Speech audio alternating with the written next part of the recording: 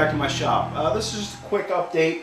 A couple weeks ago, I got a couple things for my shop. One of them was a brand new marking gauge, a wheel type.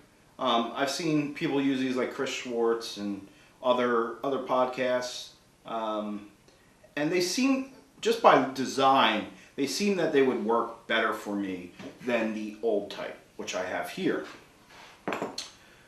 Okay, my old one is it's a mortising gauge. I can adjust for the mortise, right, like that, as well as adjust the depth.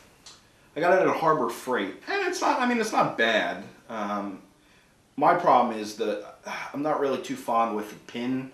I think a knife wheel, like on this one, would work a lot better. So I think we'll try the two out. I believe that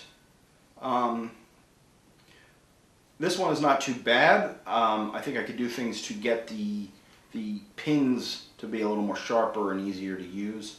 And I think I could work on my technique a lot better too. No, I'm not getting rid of this. Plus it's the only mortising one I have. But I figured we'd give them a shot. I also bought a marking gauge too. My current marking gauge is this, and it's not bad. I recommend it I recommend getting this. This is an X-Acto knife.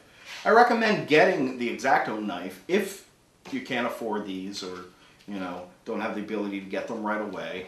These are a couple dollars. It's not bad to have around in the shop.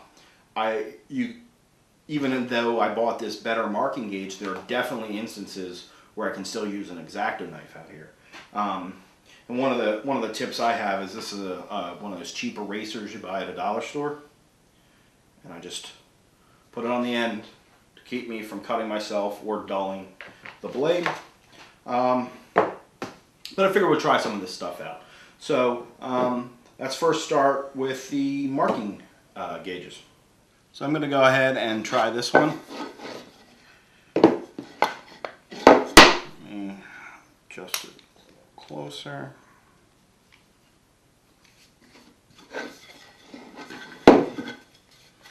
Right. This type of wood, it's not really doing that bad of a job. Let's try it on this oak.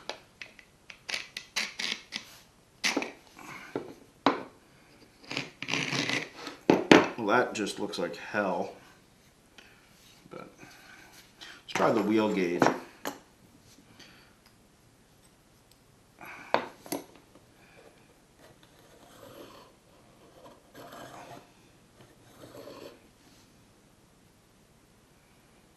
Well,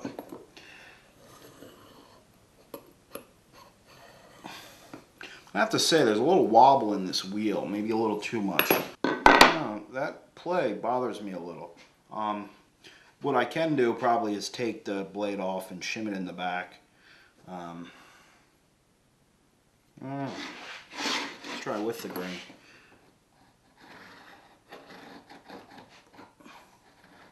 That's really rough. Yeah, that little play, it's hard to see. I don't know if you can see, but right here, there really is two lines.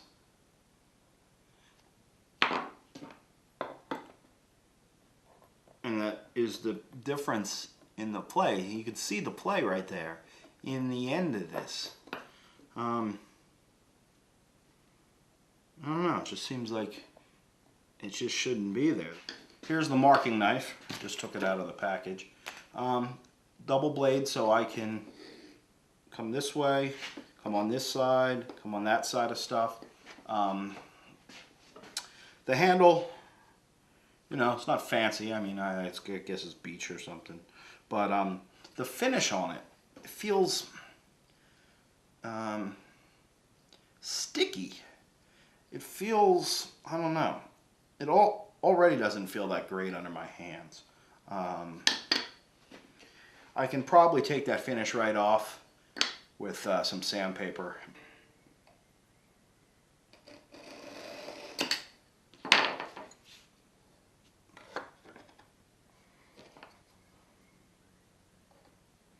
I like how it rests nicely against the combo square with that flat back.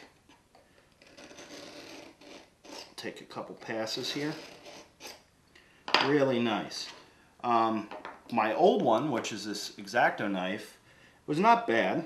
The problem is that the blade, the bevel for the blade is on both sides. So to be real accurate, you'd have to come in on an angle, which wasn't too bad. I mean, I was able to do that.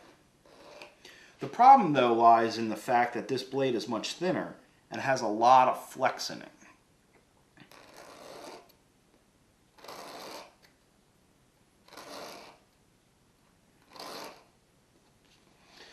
Both produce a pretty nice cut.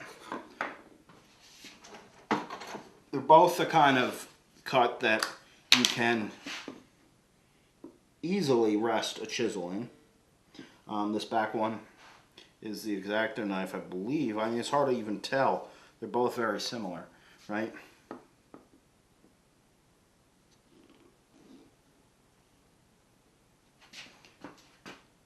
And they both, you know, will reference a chisel line very good. I think the benefit with this one over this one comes in the ability to resharpen this. The blades for this is not expensive. But just in the ease, I was able to produce the result with a little more effort. And where something like this will come in handy is when you're trying to do things like mark dovetails. You don't want to do more passes, you just want to mark it and be done. You know, I'm going to do a one pass mark here. Oh, slow down. Right? Compared to a one pass mark here. Not bad. They're both usable. This just does the job a little better. And I got it on sale and I got it reasonably priced. So I'm not too unhappy. The finish on this is a little weird, but this is a little nicer to hold up bigger than this little thing. But if you don't have a marking knife, you can get this. I got this, I think, at Walmart. They even have one that I use now for marquetry that's thicker. And I like that a little better. The blades are a little bigger. So this is the one I've been using for marquetry. If you look at it, the blade is much thicker than this other one, right? And the body's thicker. So the blade is much bigger, as well as the body being bigger, which is easier to hold when you're doing marquetry or something like that. And I would recommend, though I bought this one first, I try to keep this one for marquetry. This is about $1 more, but I would go with the bigger one. It's easier to hold, right off the bat. It's just easier to kind of hold and do what you need to do. The blade is thicker. There is less flex, though there is flex in the blade. There's less flex in the blade. And though I now have a blade that has no flex in it, right? These X-Acto knives were a cheap way, and they work. And they're still going to be used in my shop. The flex in these were actually beneficial for things like marquetry. This I'll use to do my layout, and I'll keep these for stuff like that. Okay, so I decided to go ahead and tweak these a little more. I got them, you know, cheap. The marking gauge I got on sale for about 15 bucks. And the marking knife I got on sale, I think, for about the same. I think I got it for a little under 15. So economically priced, but I think both tools can use a little work to bring them up to speed. I don't like that play, so we're going to adjust that play. Everything else on this gauge seems okay to me. Things I don't like about this knife, I don't like the finish on this handle. It reminds me of the kind of finish they put on like cheap garden tools and eventually just do nothing but give you blisters. I'm going to sand that away and maybe put like an oil on it or something. I'm also going to go ahead and sharpen the blade. While I have my stones out, I'm going to sharpen the wheel here, as well as adjust the play. And I'm going to go ahead and sharpen, I bought 2 more chisels that need to be, the backs need to be lapped. I'm not going to show you the chisels, but while I'm out, while I have the stones out, I'm going to go ahead and do that. I'm going to go ahead and clamp this up. I can take this wheel off. Right. I'm going to go ahead and clamp the rod up in my vise. Just kind of hold it while I take this top screw out. Okay. So, took off the screw and the knife comes off. It's not very sharp. Hey, look. So I think I can sharpen that. It doesn't really have to be super sharp. So right here there's a little bushing bearing that this thing sits on, right? And so what is happening is this screw goes on top and is actually bottoming out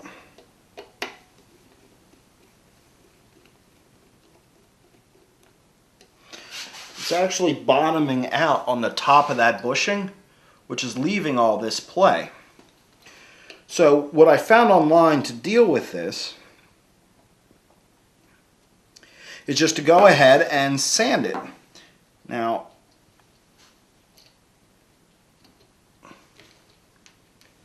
just sand right here and we can cut it all out. Right, as this comes down, that screw will be able to hold this. That screw will be able to come down further and hold this tighter. That's all we need to do. But we need to make this and grind this off evenly. So one of the things I'm going to do is I'm going to make a guide to help us with that. How I'm going to keep this, right, as vertical as it can be, is I just grabbed a scrap board. It's junk, you know, it's a cutoff. And I went ahead and I drilled a hole slightly bigger than the 5/16 that this diameter is, and I'll drop it in. And now when I go to sand,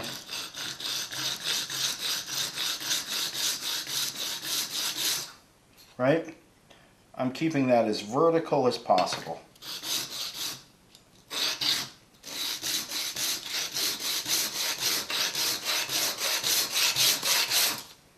Right, I don't want to take too much off, but I just want to take enough off. Right, so I'm going to take just a tad bit.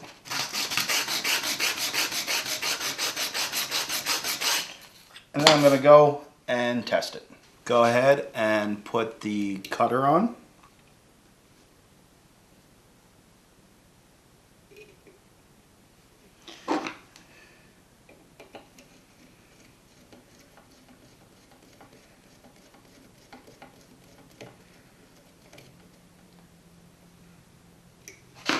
Okay. So there's still some play, a little too much for my liking, not too bad. I'm going to go ahead, take it apart, and head back over. Okay, so I just want to put it back down in there. All right. Let's do it this way.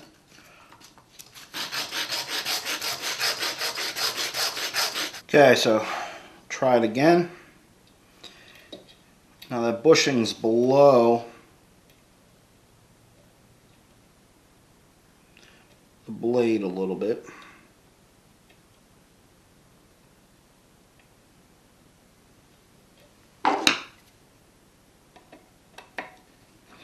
Now some people online said they didn't have issues with the play. There wasn't hardly any play. I don't know if it's variances in the manufacturing. But there is literally no play whatsoever. Back off the screw just a tad. It spins, but there's hardly any play. If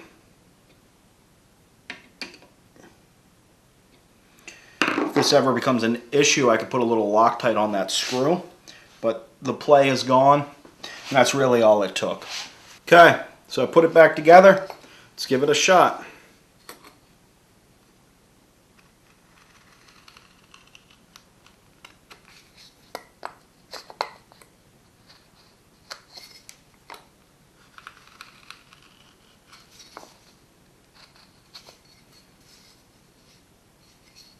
try the long grain.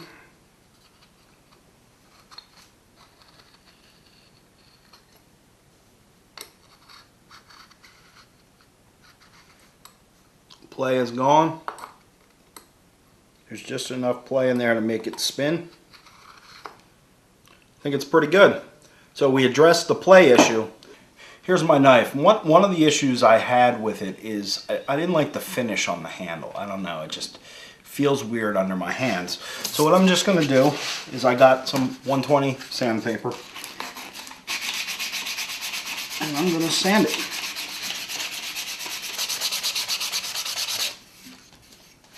I'm just going to go ahead and sand the finish completely off it. Okay, this is a new stone. This is a combination stone from King. It's an 800-400 stone. I spent about $35 on it, and it's to go with my other stone that I already have, which is a 1000-6000. So this is 800-400, so I can go 800, 1000, 4000, and then to my 6000. So I got some intermediate steps which will help me to basically transition quicker between the grits. I also eventually want to get an 8000 stone, but I'm waiting on that for a little bit until I can save up some money for that. So I'm going to go ahead, and what I'm going to start doing is I'm going to start working the back of the stone, or the back of the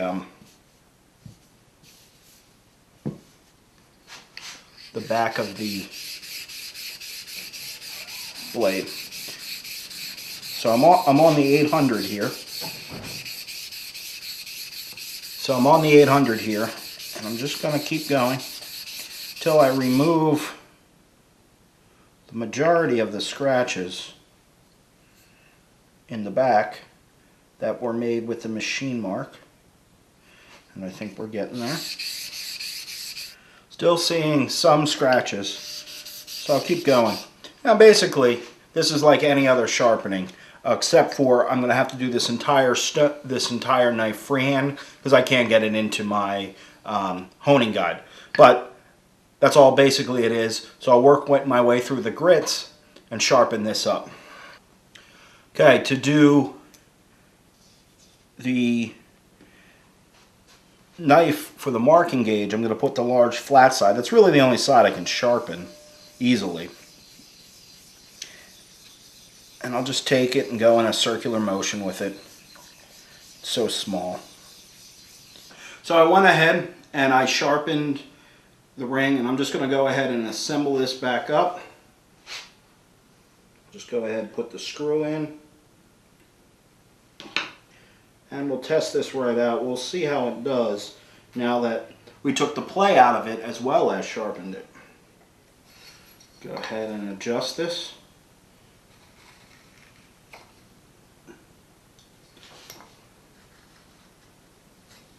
It's working really good now. There's no play in that line. And the sharpening has helped too. Right around, beautiful mark line. Those minor improvements really didn't take a whole lot of time, but make this, you know, a really reliable tool. And for about $15 or so on sale, I think it was worth it. I recommend it. Now, I'm going to test marking knife. Basically, what I've done with the marking knife is I've sanded that finish away, and it already feels a lot better in your hands. I'm going to go ahead and try marking the line.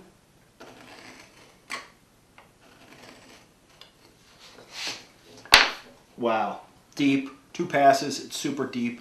It's really good. So let's go ahead and I'm going to put a little oil on this, and that's all that's really needed. So, you know, any questions about this or any of the other stuff I've done, let me know. These are 2 tools. Each was about $15. And they're good additions. And now with a little tune-up, now they're really good. And I'm really stoked about them. So just a little, I'll probably put a little mineral oil or something on that just to protect that. But other than that, I think we're good to go. So until next time,